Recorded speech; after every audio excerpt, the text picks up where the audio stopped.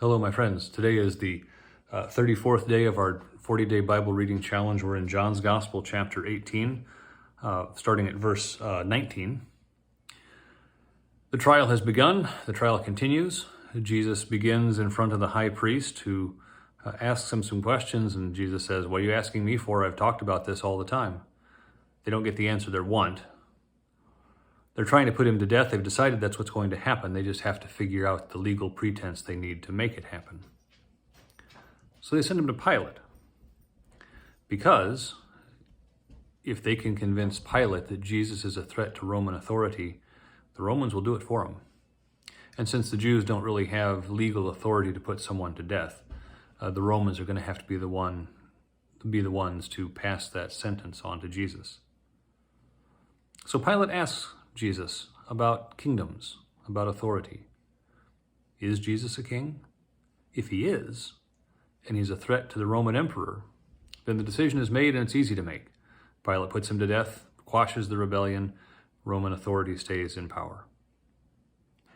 But Jesus makes it plain that he's not after government authority. He's not after a kingship as we usually understand it. See, God has a kingdom. Jesus is the king of a kingdom.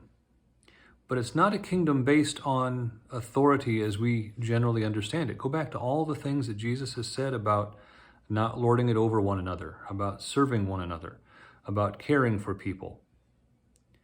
God's kingdom is about grace and mercy and forgiveness. It's not about power and authority. So Jesus is a king, but not in the sense that Pilate is worried about. And Pilate makes it clear that he's not concerned about Jesus. He goes back out and says, "There's nothing wrong with him. I have found no charge." So, Pilate wants to let him go. And he tries one more thing. Do I let a robber, a thief, and a murderer go? Or do I let Jesus go, who hasn't really done anything? We know the answer. They want Barabbas free, and they want Jesus dead. We'll continue with the rest of the story tomorrow. And we rejoice today that we are part of God's kingdom, even as we live in the kingdoms here in this world as well. God be with you. We'll talk again on Monday as we continue in John's Gospel, chapter 19.